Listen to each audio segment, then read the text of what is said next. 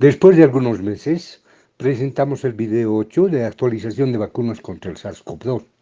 A nuestros seguidores decirles que el video 6 y el 7, primero sindemia de malaria y COVID-19 en Bolivia, y el video 7 de marketing social y TICs para la lucha contra el COVID-19 y la malaria, no los hemos podido editar pese a estar listos, debido a que hemos presentado esto para una edición en una revista que hasta el día de hoy no la sacan.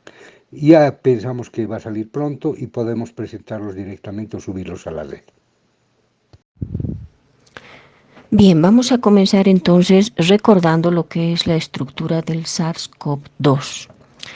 En esta imagen vamos a ver en el inciso A al SARS-CoV-2 con sus proteínas estructurales, la glicoproteína conocida como S de Spike, la glicoproteína de la membrana M y de la proteína de la envoltura E. En el inciso B vamos a poder ver al trímero de las proteínas de la espiga o Spike. Y en el inciso C podemos ver el dominio de la unión al receptor. La glicoproteína S consta de homotrímeros que sobresalen de la superficie virial. El dominio de unión al receptor RBD reconoce específicamente la enzima convertidora de angiotensina 2 humana, abreviación AC2, como su receptor y lo utiliza para ingresar a las células. En la presente imagen vamos a ver en detalle a la proteína de la espiga o Spike. Lo más importante de el reconocimiento del coronavirus es que se trata de una única proteína viral que interactúa con las células huésped. Lamentablemente, en comparación a otros virus, esta proteína es la más divergente entre los coronavirus, particularmente en la unión receptor, que la podemos ver en color verde, gracias a las investigaciones de biología molecular que han ido avanzando al transcurso de esta gestión. El RBD se une a la enzima convertidora de angiotensina 2, la AC2, en la superficie celular del huésped, mediante esta proteína. Es importante entonces tener en cuenta la función de la espícula, y para entenderla tenemos que analizar a la espiga o espícula. Esta tiene dos unidades. La espícula, una vez que se ha unido al receptor AC2, precisa de una proteasa transmembrana, que lo que va a hacer es cortar la subunidad S1 separándola de la subunidad S2. Esto permite que la subunidad S2 se ancle, se fije, se una a la membrana celular del huésped, y de esta manera crea un puente por el que se inicia la introducción del material genético viral, es decir, se produce una endocitosis. ¿Por qué el coronavirus tiene tanta sintomatología? Hay que tener en cuenta que las células AC2, los receptores AC2, se encuentran en todo el organismo. En esta imagen vamos a recalcar los receptores AC2 que se encuentran en el tracto respiratorio, sin olvidar que la puerta de entrada son los receptores AC2.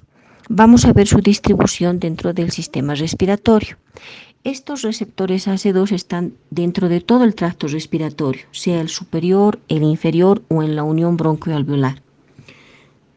Todas las células pueden tener, por tanto, estos receptores AC2, pero se expresan más en las células transicionales bronquiales, es decir, las células copa y las células ciliadas.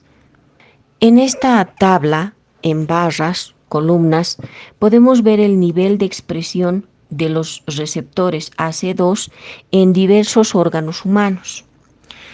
Estos receptores AC2 están diseminados por todo el organismo. en intestino delgado, testículos, tejido adiposo, glándula tiroides, riñón, músculo cardíaco, colon, músculos diversos esqueléticos, ovarios, esófago, glándulas salivales, las trompas de falopio, la vagina, páncreas, pulmones. En el gráfico no aparece el sistema nervioso central, pero también puede infectarse, apareciendo manifestaciones clínicas agudas y crónicas.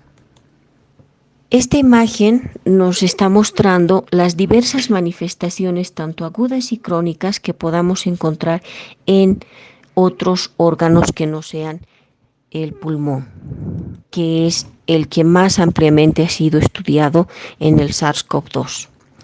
Se pueden tener, por tanto, manifestaciones clínicas muy variadas dependiendo del órgano al que estemos analizando. En los pulmones, el alveolo queda inflamado y termina por romperse. Al romperse las paredes, estas van acumulando los detritus celulares, las células muertas, las células inmunitarias, el moco, y esto disminuye la absorción de oxígeno, creando un taponamiento, que es el síntoma más frecuente que los pacientes refieren, ¿no? Siempre acuden con el síntoma de tos, fiebre y dificultad respiratoria. En cuanto al corazón y los vasos sanguíneos, los virus ingresan a las células endoteliales, creando serios problemas que se revelan con la formación de coágulos de sangre. Y esto nos traslada a una inflamación cardíaca que conduce a un ataque cardíaco. En el cerebro se produce una inflamación cerebral que desencadena accidentes cerebrovasculares. Por tanto, vamos a tener pacientes que presentan convulsiones y en algunos menores grados confusión. En los ojos hay una inflamación de la membrana que recubre el ojo y el párpado interno, produciendo conjuntivitis. El virus también aparentemente sube por las terminaciones nerviosas a la nariz y daña algunas células, produciendo la pérdida del sentido del olfato en algunos pacientes. Cuando llega al hígado, la mitad de los pacientes hospitalizados van a tener problemas hepáticos revelados por alteraciones de las enzimas hepáticas en las pruebas de laboratorio que les realicemos. En cuanto al riñón, el virus va a atacar las células renales y produce un daño renal, produciendo insuficiencia renal aguda con una disminución de la presión arterial, y con esto nos lleva a la falla renal con muerte. En los intestinos, el virus va a afectar el tracto gastrointestinal inferior, sobre todo, produciendo una diarrea constante. Clínicamente, el SARS-CoV-2 ha sido enfocado en neumología, dermatología, gastroenterología y otorrinolaringología. En el video 2, cuyo link los colocamos al pie de esta diapositiva, el 20 de julio del 2020. Los interesados en ver más detalles sobre la clínica presentada en estos 4 segmentos, sistemas, pueden ir a través del link a esas diapositivas para conocer más de los síntomas. Ahora nos vamos a enfocar principalmente en lo que es el cerebro y las manifestaciones extrapulmonares del COVID-19 en su infección por SARS-CoV-2 en el sistema nervioso central. La puerta de entrada al sistema nervioso va a ser a través del bulbo olfatorio, pudiendo alcanzar distintas áreas.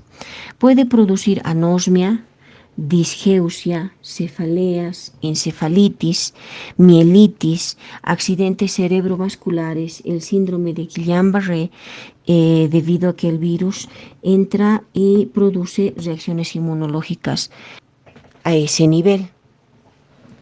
En cuanto a las manifestaciones cardiovasculares de la infección aguda por SARS-CoV-2, vamos a tener en el corazón la producción de complicaciones como miocarditis.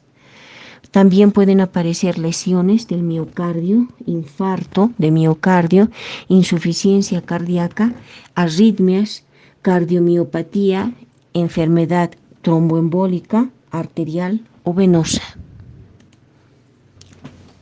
¿Por qué hay tanta mutación? Esta ha sido una pregunta frecuente en el ámbito de los trabajadores en salud. Médicos investigadores han atribuido esta posibilidad a que el virus es un virus grande, con 30.000 pares de bases nitrogenadas. Si lo comparamos a otros virus como el HIV, estamos hablando de un virus que tiene un proceso de replicación numeroso como ellos, pero al tener tantas bases nitrogenadas, la posibilidad de mutaciones es más alta, más numerosa.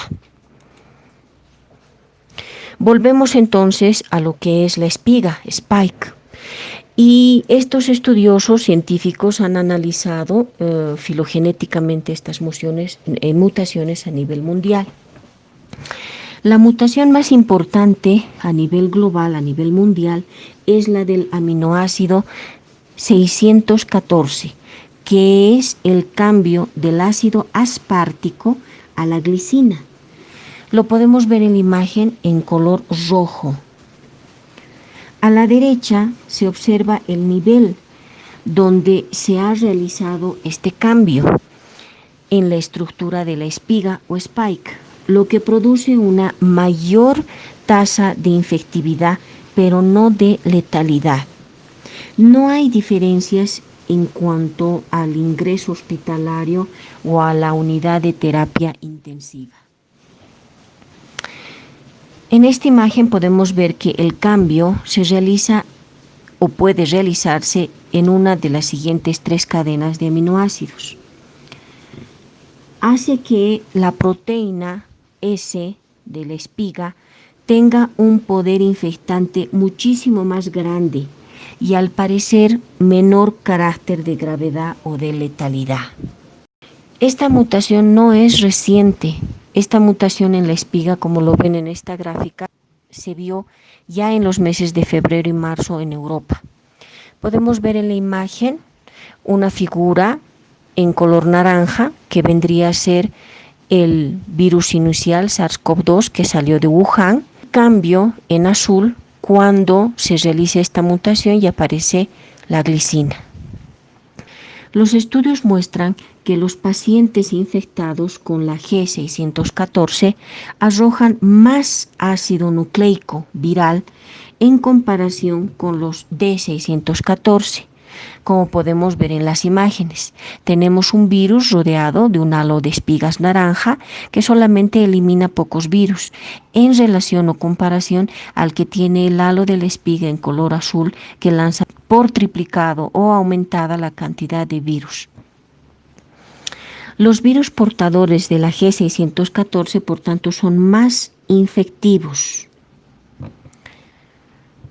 Reiterando esta alteración, esta mutación, le da al virus SARS-CoV-2 un mayor poder infectante, aunque menos poder letal. En esta última imagen, con respecto a el continente y la aparición de esta mutación, les recuerdo que en naranja está la cepa antigua, la T614, y en azul la nueva, la G614. Esta mutación está en todos los continentes en los últimos estudios. Se observa en Sudamérica, que es la imagen segunda de la columna a la derecha, que es importante la cantidad del virus mutado ya presente en los enfermos. Se ha podido detectar al momento de la mutación a fin de adaptar los potenciales medicamentos y vacunas con respecto a esta mutación. Ahora vamos a hablar de la respuesta inmune.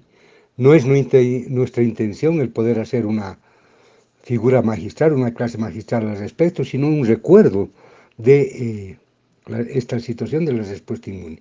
Para eso un gráfico en el cual vemos en la parte inferior el virus patógeno, que es intracelular obligado, y que el momento que ingresa al organismo despierta dos tipos de respuesta. La respuesta innata, que es de 0 a 3 días después de la infección, y la respuesta adaptativa, que se promueve de 6 a 11 días después de la infección.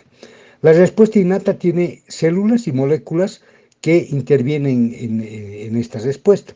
Cuando hablamos de células son los fagocitos y las células natural killer.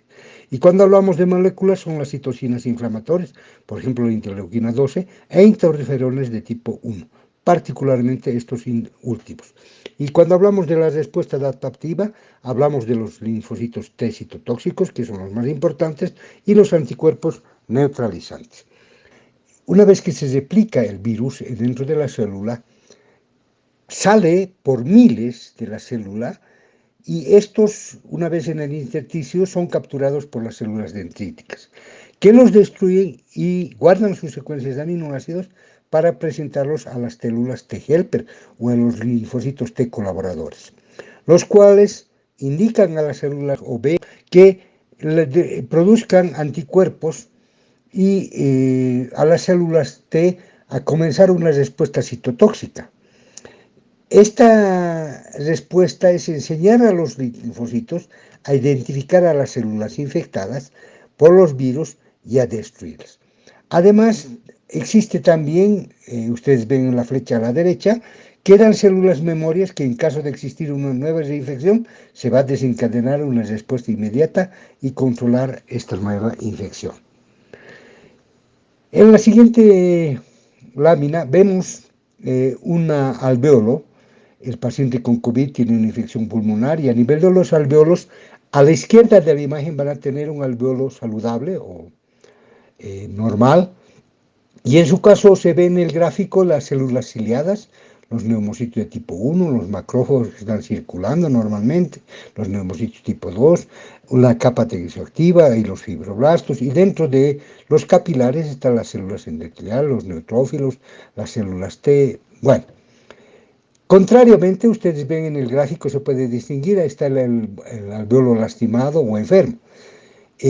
Donde se observa, por ejemplo, el desprendimiento del epitelio bronquial dañado, obviamente la presencia del SARS-CoV-2, de los virus, también hay una sobrecarga de líquido, vale decir que hay un edema, hay un ensanchamiento del intersticio por el edema, las capas de las células endoteliales están alteradas, hay proteasas, hay detritus celular o restos celulares, hay neutrófilos activados, hay neutrófilos que están migrando, hay la formación de huecos en los capilares, hay células endoteliales inflamadas, las plaquetas son activadas.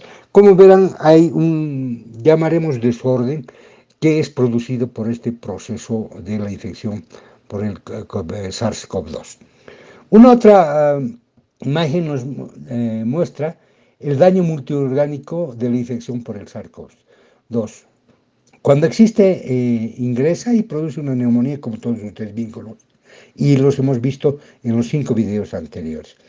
Y esto puede llegar directamente a una neumonía por COVID y finalmente, una vez que el paciente esté internado, puede haber un daño de órganos terminal, un tromboembolismo, una hemólisis, hay una isquemia tisular, una nefropatía o un síndrome torácico agudo. La hipoxia hace que los glóbulos rojos se enfermen, vale decir, se vuelvan de forma especial, situación que no permite una buena oxigenación. Estas novedades, llamemos así, de información científica, continuamente están saliendo y obviamente a mí me ha parecido interesante el poder comentarles ahora. ¿Cuál es la evolución clínica del COVID? Ya hemos avanzado esto, reitero, pero reiteremos una vez más. El porcentaje de asintomáticos no los conocemos, pero sí aquellos que tienen clínica. El 81% tienen clínica leve y moderada. ¿Y por qué tienen sintomatología leve y moderada? Porque su sistema inmune los está protegiendo perfectamente. El 14% tiene infección grave y el 5% tienen una infección crítica. Esta infección grave y crítica es por la hiperfunción de su sistema inmune del paciente. Ahora nos toca hablar de los tipos de vacuna. ¿Qué podemos decir? Ustedes ven en la imagen que existen gran cantidad de vacunas de bacterias y virus actuales. Estas son las mejores herramientas de salud pública que actualmente solamente los tenemos en los libros. En mi época, cuando era estudiante, todavía podía haber casos de coqueluche, papera, sarampión, etcétera, pero en la actualidad no. De todas maneras, hay en sistemas informáticos digitales una gran cantidad de videos y fotografías que les puede ilustrar. Pero lo que nos interesa es ver la gran cantidad de vacunas, de bacterias, decíamos, y de virus, y ustedes pueden ver un gran número directamente. Creo que es importante que hablemos del diagrama de la producción o de las vacunas, o si quieren, las 4 fases de creación de estas vacunas. Primero podemos decir que se encuentra la fase o las pruebas preclínicas. Estas pruebas preclínicas de la vacuna nueva se realizan en células células humanas, por ejemplo, células animales, o en animales también, ratones y monos, como ustedes ven en la imagen a la izquierda. Se hace normalmente para definir su efectividad de la partícula viral que se ha elegido y a la misma vez si produce respuesta inmune. Posteriormente pasamos a las pruebas de seguridad o ensayos clínicos, también se denomina, pruebas de seguridad de la fase 1, fase 2 y fase 3. En la fase 1 se administra vacunas a un pequeño número de personas, normalmente son decenas de personas, para probar otra vez la seguridad y la dosis, y se confirma que se estimula, si es que se estimula el sistema inmunógeno con lo que se está estudiando. Posteriormente se pasa, esto dura normalmente 3 años. Posteriormente se pasa, decíamos, a la fase 2. Esta se administra ya no a decenas, sino a cientos de personas divididas en grupos. Pueden ser niños, adolescentes, adultos, ancianos, etcétera, depende de los protocolos, para ver si actúa de manera diferente, de acuerdo a la edad, de acuerdo al sexo, y se sigue probando la seguridad de las vacunas. Esto duraba también 3 años y después de eso se pasa a la fase tercera, donde se administra ya no ni a decenas ni a centenas, sino a miles de personas y se espera ver cuántas, por ejemplo, se infectan en comparación con los voluntarios que reciben la vacuna o un placebo. A eso se denomina tasa de eficacia y se evalúan también los efectos secundarios al haber un mayor número de personas con la vacuna. Después se pasa a la fase cuarta o aprobación de la vacuna.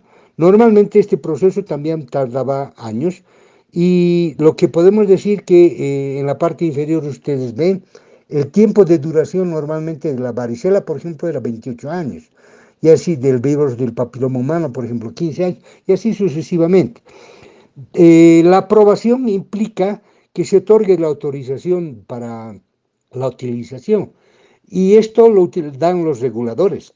Los reguladores a nivel mundial, está en el MDA en Estados Unidos y también en Europa.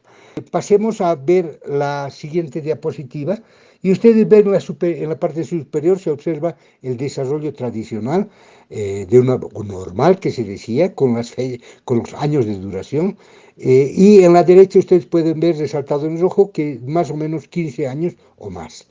Y ahí definimos lo que ya habíamos dicho, preclínicos o exploratorios, el desarrollo de procesos preclínicos toxicológicos, de 2 a 4 años, y después las fases 1, 2 y 3, que cada una duraba 1, 2 años, 2 años, 2 años y 3, en total unos 7 más o menos, y después la revisión regulatoria 1 a 2 años para finalmente hacer la producción, la distribución en gran escala. Total suma 15 años. En la parte inferior, nosotros vamos a ver que se han optimizado al máximo los tiempos. Y cuando hablamos de diseños y estudios, ya existían estos diseños cuando ha habido la infección por SARS-CoV el 2002 y la del MERS el 2012. Entonces ya se tenían todos los protocolos hechos, se habían hecho las experiencias, los procesos, etcétera. Y también se habían realizado estudios preclínicos y toxicológicos. Por lo tanto, se ha acelerado y ya se tenía la estructura, los equipos humanos de trabajo, etcétera. Entonces, de esa manera es que se ha acelerado enormemente esta fase. Luego se pasaba a los ensayos clínicos, fase 1, fase 2 y fase 3, que se han hecho en fases superpuestas. Quiero decir que se ha empezado la fase 1 y también a la misma vez la fase 2 y la fase 3. Y obviamente se ha hecho la producción, que debería ser posteriormente, se ha hecho la producción a riesgo, o en riesgo si quieren saber. Sin saber los resultados ya estaban produciendo. Y en su caso la revisión regulatoria también, que tardaba 1 o 2 años, ha realizado en 1 o 2 meses. Situación que nos ha llevado a tener vacunas en 10 meses o un año o en 18 meses. Entonces, de esa manera se ha hecho un esfuerzo enorme por la parte de los científicos y las empresas. Y lógicamente a este esfuerzo ha venido también la figura del financiamiento importante. ¿Qué tipos de vacunas hay? Existen a la fecha, y usted ve en el recuadro amarillo, más de 200 vacunas y 63 que están en ensayos clínicos con humanos. De estas número de vacunas, 18 están en la fase final. ¿Qué podemos decir de estas? Existen 4 tipos de vacunas y ustedes tienen divididos en grupos en la imagen. Uno con virus que pueden ser inactivados o atenuados, otros con adenovirus, con vectores víricos de entrada, que pueden ser no replicativos o no replicativos, otros con ácidos nucleicos, con plásmidos de DNA o con RNA mensajero. Este último es muy utilizado y es por primera vez que se está utilizando. Y el otro es finalmente a base de proteínas, que pueden ser subunidades proteicas o partículas similares a los virus. Para entender mejor, tomamos este otro cuadro en el cual podemos ver igual los 4 enfoques principales para desencadenar la respuesta inmune natural del organismo. En este caso vamos a hablar de vacunas virales. Reiteramos, creo, lo que habíamos hablado anteriormente. El virus bacteriano se obtiene pasando el virus de cultivo de células humanas o animales, produciendo mutaciones que lo debilitan al virus. Los virus inactivados se obtienen utilizando formaldehído o calor. Y los virus inactivados pues no pueden infectar a los humanos, solo generan la respuesta inmunitaria. Y esta estrategia de los virus inactivados ha sido seguida por 2 compañías chinas que ven a la derecha. Una es Sinopharm y la otra es Sinovac, que están en sus ensayos de la fase 3. Hay otro tipo de vacunas que son con vectores víricos. ¿Y cómo son estas con vectores víricos? Pueden ser de 2 tipos. Una con vector vírico replicativo, como es el caso con el virus del sarampión atenuado, y otra con vector vírico no replicativo, como es el adenovirus. Tenemos 4 empresas, por ejemplo, la que se señalan a la izquierda, AstraZeneca, que es de Oxford y el Reino Unido, CanSino Biologics, que es de China, Janssen, que es de Bélgica y Estados Unidos, y la Sputnik, que es rusa, de la empresa Gamaleya. Estas 3 están en fase 3 y cualquier momento se les va a dar ya la autorización correspondiente. El adenovirus de animales o de humanos se le inserta un trozo del gen del SARS-CoV-2. Este gen sintetiza la espícula que no se va a replicar, solamente la parte de la espícula nada más, y ustedes ven en el gráfico en un color naranja.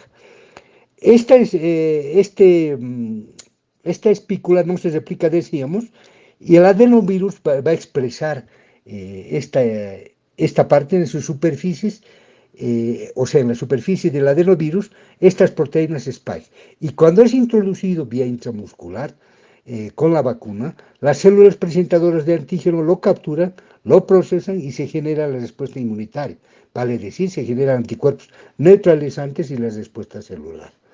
Estas vacunas se han experimentado y se están experimentando todavía en el Reino Unido, Brasil y en Sudáfrica. Los investigadores de AstraZeneca utilizan una sola cepa, mientras que los de Gamaleya de la Rusia utilizan 2 cepas.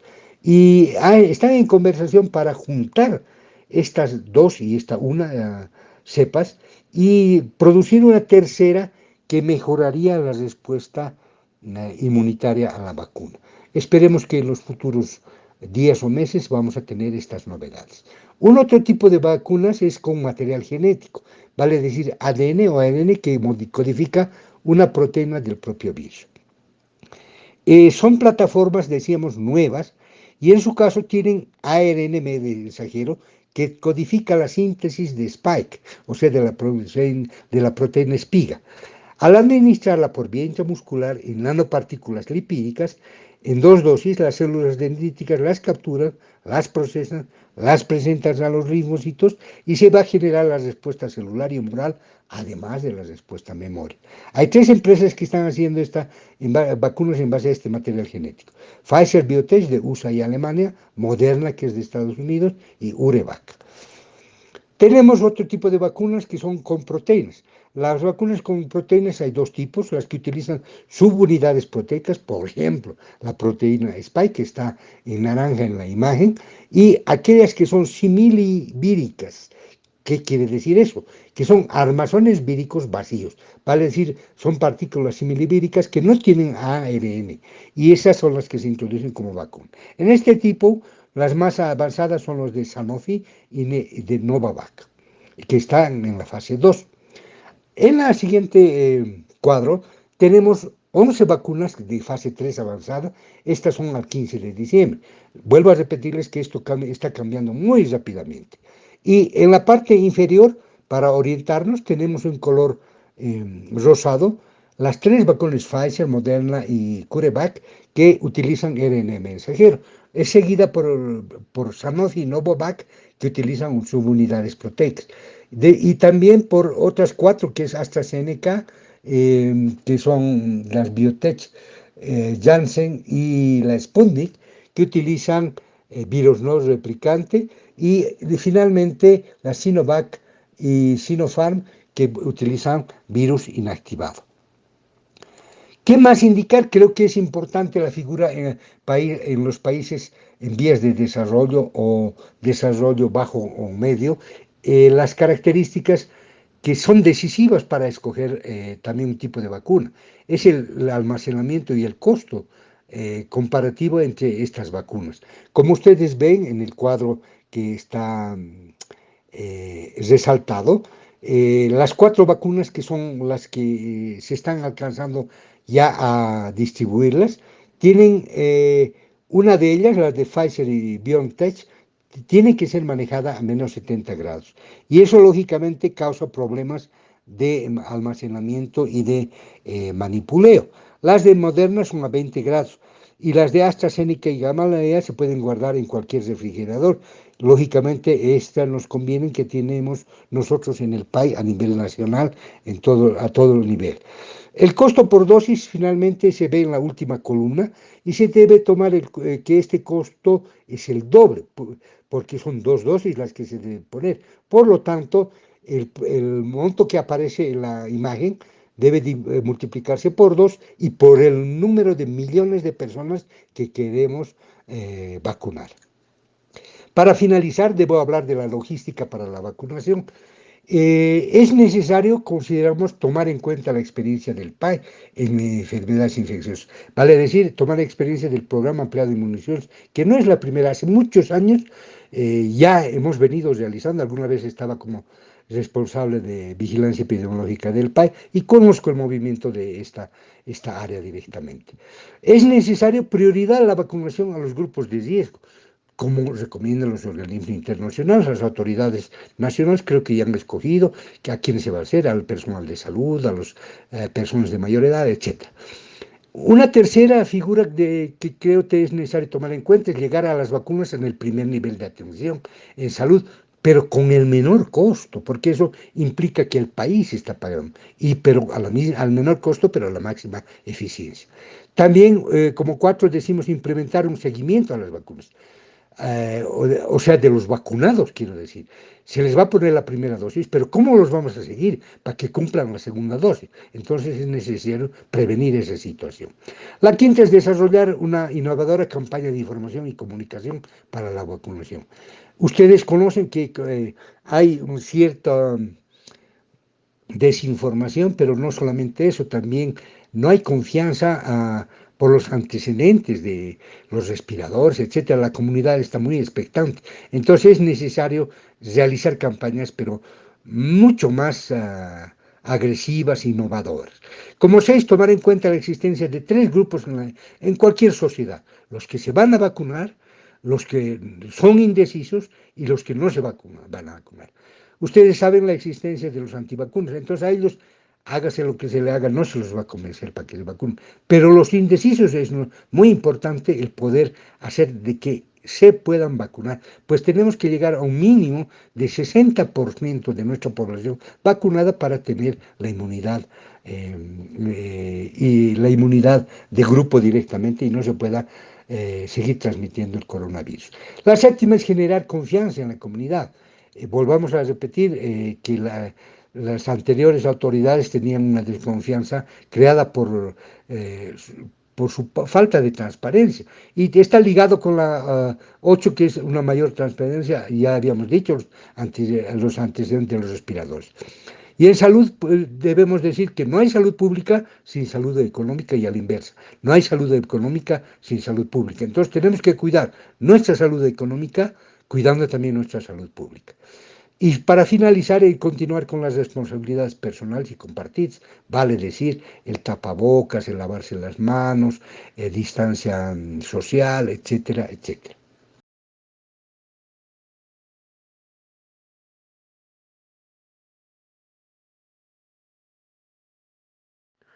Bien, entonces continuando con este tema de las vacunas, ahora nos toca preguntarnos qué es lo que se espera de las vacunas que se están produciendo contra el COVID-19. Estos cuatro que hemos decidido rescatar son los más importantes. Es inducir a la eliminación del virus por el sistema inmunológico. Es lo más importante, que podamos eliminar el virus. Luego está que se evite la infección pulmonar y las complicaciones asociadas, que obviamente es el más destacable. Actualmente la gente no muere en sí por el virus, sino por el daño que causa esa infección a los pulmones y que luego dejan debilitados ante una infección de bacterias, por ejemplo, o algo parecido, porque el sistema inmunológico está demasiado sobrecargado por la pelea contra el virus. Luego tenemos evitar infecciones y complicaciones de otros órganos, puesto que no solo es a los pulmones a los que puede afectar el SARS-CoV-2, puede afectar al cerebro, al riñón y al hígado. Entonces la vacuna debería de poder evitar esto, ¿no? Y como última parte sería evitar la propagación del virus. Luego tenemos el proceso dinámico de las vacunas contra el COVID-19, que como podrán ver en esta imagen que estamos agregando, en fase 1 en este momento se encuentran 44 vacunas, en la fase 2 21, en la fase 3 18 y así. Como podrán ver, de aprobados hasta ahora hay 3 y hay uno que se encuentra abandonado. Estas vacunas requieren años de investigación y muchas pruebas antes de emplearse de forma rutinaria, o sea que ya se traiga a la sociedad y que se les empiece a vacunar a todos, como se hace con otras vacunas como el sarampión, la rubiola, etcétera. La gráfica que estamos mostrando es del 25 de diciembre y esto cambia de forma prácticamente diaria. Entonces, esto es dependiendo de cuáles son los resultados que están dando en distintos lugares al mundo. Están dando distintas pruebas, distintas respuestas de que se está avanzando, se está logrando resultados positivos, entonces esto cambia. Entonces, continuando, como ya se había hablado de esto anteriormente, estamos viendo en la siguiente imagen los 11 proyectos de vacunas que se encuentran ya en fase 3 que han logrado alcanzar las pruebas en humanos de forma exitosa y que están listas para ser vacunas que se entreguen a nivel mundial, ¿no? Eh, bueno, destacar tal vez que de estas son, como se puede ver, no son solo una o dos, algunos decían sí, solamente la rusa y la china, digamos, o algo parecido, no, sino que hay varias vacunas de distintos tipos, como ya se había mencionado, adenovirus, mRNA, con proteínas, virus inactivo, etcétera, ¿no? Todas estas vacunas nos abren preguntas, ¿no? Que la comunidad obviamente tiene estas dudas y algunas son obviamente demasiado imaginativas que hemos tratado de evitar. Entonces estas son unas preguntas un poco más serias. ¿Todas las vacunas dan una eficacia del 90%? Preguntan. Algunos otros preguntan si las vacunas inducirán una respuesta inmunitaria robusta, eficaz y duradera o existirán variantes entre ellas. Todas estas preguntas de carácter importante para la comunidad no deben ser respondidas por gente que está afiliada a cualquier partido político. En sí, políticos, economistas o periodistas deberían abstenerse de responder a estas preguntas. Esto porque carecen de la seriedad científica específica requerida para poder contestar de forma clara y que ayude al público en general a entender. ¿A quiénes se debe vacunar primero? Como pueden ver en la tabla acá presentada, varias entidades internacionales como la Real Sociedad del Reino Unido, la Academia de Medicina de Estados Unidos, la OMS e incluso el ACIP han sugerido priorizar las vacunas por grupos de riesgo. Y entre estos grupos de riesgo, el más importante es todos aquellos trabajadores en salud. Incluso acá en Bolivia y en general en casi cualquier otro país se ha priorizado como primer grupo que debe ser vacunado a todos los trabajadores de salud por este tema. Ellos son la primera línea que está enfrentando esta pandemia del COVID-19. Infodemia. ¿Qué es la infodemia? La infodemia se emplea para referirse a la abundancia de información sobre un tema en concreto, como por ejemplo en este caso tenemos el coronavirus. Como bien entenderán, ha habido una excesiva cantidad de información acerca del coronavirus en todo el mundo, es decir, por cada persona que haya subido algo, alguna información, eso se sube y se queda en el internet, en la nube, y cualquier otra persona que trate de buscarla la va a encontrar. El problema de esta infodemia es que la gran mayoría de esta puede ser falsa y en su caso se ha probado que lo es. Contaminación informativa. Existen tres tipos de contaminación informativa que son lo que más abunda en esta infodemia. La misinformación, la malinformación y la desinformación. Como unos ejemplos cortos de lo que es la misinformación, podemos ver el caso de mantener la respiración 10 segundos sirve para saber si tenemos COVID-19. Esta misinformación fue inventada en Taiwán en febrero del 2020. Otro ejemplo sería el usar máscara por horas, que teóricamente hacía que respiremos dióxido de carbono y nos causaba hipoxia. Esto fue inventado en México en el marzo de este pasado año 2020.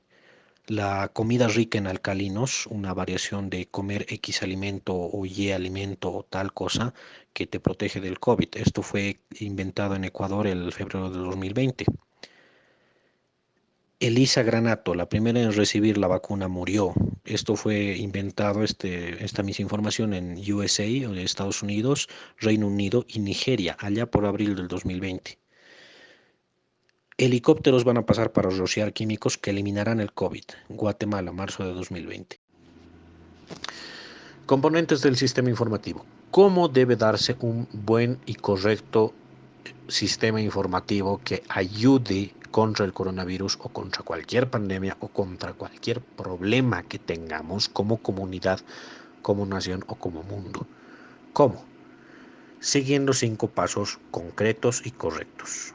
El cómo se genera un mensaje, los canales por los que se divulga, los productores de esta información, aquellos que han generado y producido esta información, los consumidores, las personas en general, aquellos que recibiremos la información, y los influencers, aquellos que van a divulgar esta información sin ser parte del grupo que la ha generado o que la divulga en sus canales, sea radio local, etcétera.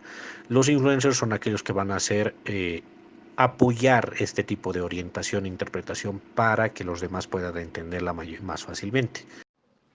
Como citamos en anteriores videos, el mejor aliado para la correcta propagación de información y comunicación durante esta pandemia es el marketing social.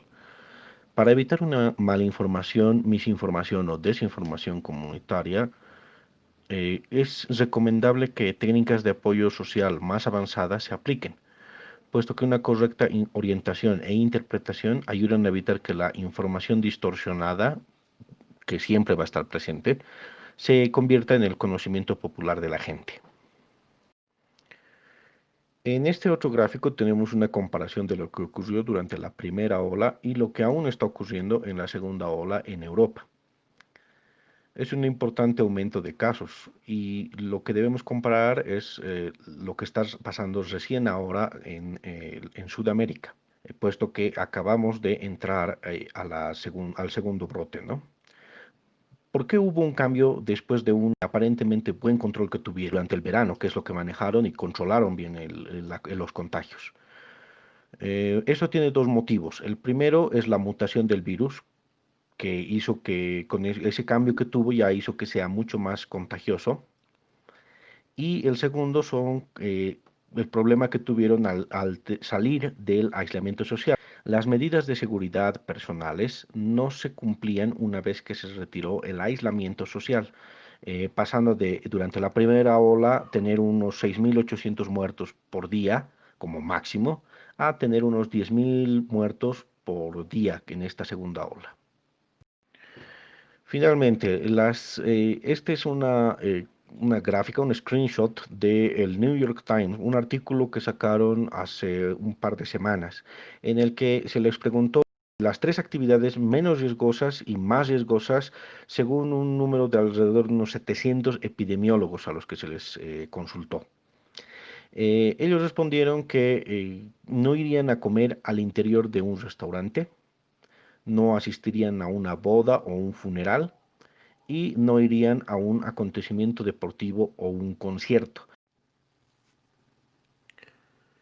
El gran filtro de defensa ante la pandemia, o también conocido como modelo queso suizo de defensa ante la pandemia.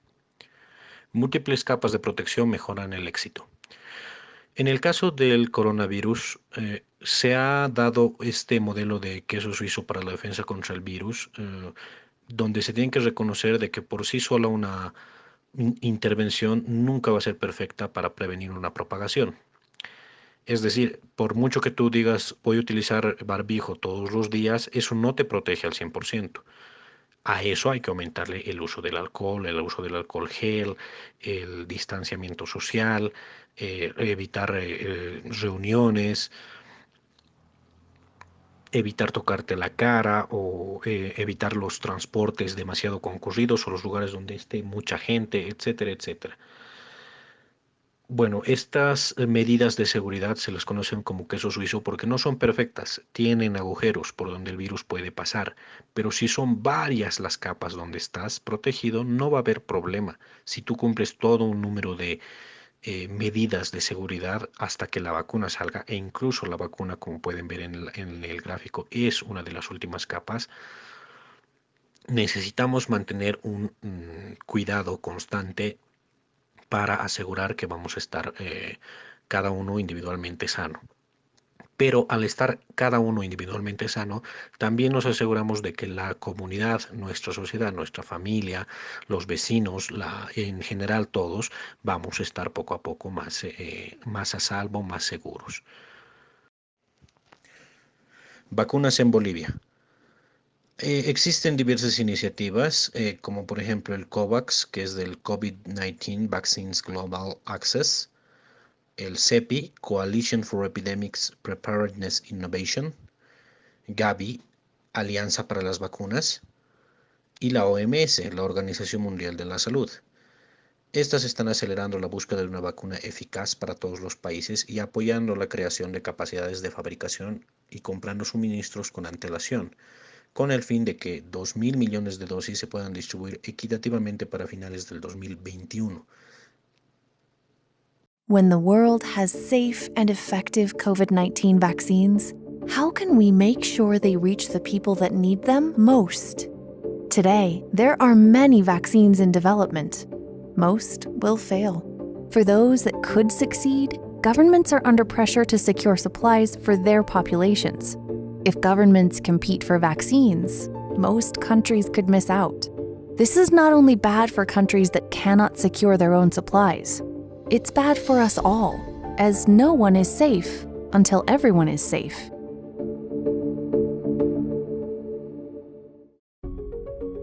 The COVAX pillar aims to ensure that every country gets fair and equitable access to eventual COVID-19 vaccines. It does this by acting as an insurance policy, with the largest portfolio of vaccine candidates in the world.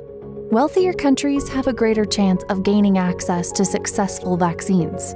And by pooling their buying power rather than competing against one another, they enable investment in factories. So more doses are available as soon as a vaccine becomes available. The COVAX pillar is founded on the principle of equitable access. This means any country, regardless of their ability to pay, has the same access to vaccines. By supporting the development and manufacturing of these vaccines, wealthy countries increase their chances of getting COVID-19 vaccines and ensure the rest of the world gets access too. Ending the pandemic as quickly as possible will take a global effort. We need as many doses as possible, as fast as possible, as soon as a safe and effective vaccine becomes available. 2 billion doses would be enough to vaccinate healthcare workers and other high-risk groups. If we start now, we can save hundreds of thousands of lives, not to mention trillions of dollars. It's not about one country versus another. It's about one world protected.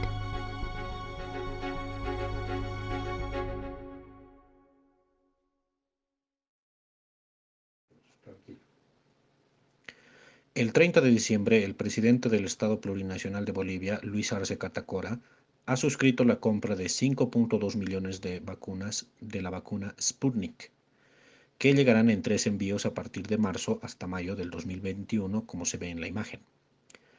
Existe poca información de la vacuna Sputnik, por lo que ahora presentamos en resumen la explicación de cómo funciona la vacuna por el director del Instituto Gamaleya. A lo largo de 25 años o incluso más, en el Instituto de Gamaleya hemos estado desarrollando una plataforma tecnológica a base de la cual luego hicimos esta vacuna. Ya contábamos con una gran experiencia. No solo disponíamos de la tecnología, sino que incluso conocíamos las concentraciones necesarias para inyectar la vacuna a los ratones, los hámsters, los simios e incluso a los humanos. Conocíamos todas las dosificaciones para obtener la óptima respuesta inmunológica con los mínimos efectos secundarios. Una vacuna vectorial es cuando transferimos de forma dirigida lo que es en nuestro caso un fragmento de ácido nucleico. Vector quiere decir una transferencia dirigida, y esa transferencia dirigida se lleva a cabo mediante un adenovirus especialmente diseñado. En términos crudos o en términos médicos, es un virus castrado, de 2 virus vivos. ¡Qué bien! Que son el adenovirus y el coronavirus que genera esa enfermedad que ha provocado la pandemia. Nosotros hacemos una partícula no viva, capaz de transferir el gen que necesitamos a nuestras células. Eso es el primer aspecto. Es más, hacemos 2 partículas que no se distinguen en absoluto por su contenido, pero tienen distintas capas superiores. Una tiene la membrana del adenovirus humano 26 y el otro la membrana del adenovirus humano 5. Es una forma que en la segunda vacunación permite aumentar la respuesta inmune solo en el gen que nosotros necesitamos, sin aumentar la respuesta inmune en una membrana o el vector. Se toma el gen original y de una forma u otra, cada uno tiene su forma peculiar de hacerlo, se introduce en nuestras células. Y luego, de acuerdo con todas las leyes de la biología, a partir del gen se sintetiza el ARN y a partir del ARN se sintetiza la proteína. Luego esa proteína spike se traslada a nuestra membrana por su cuenta, en lugar del virus.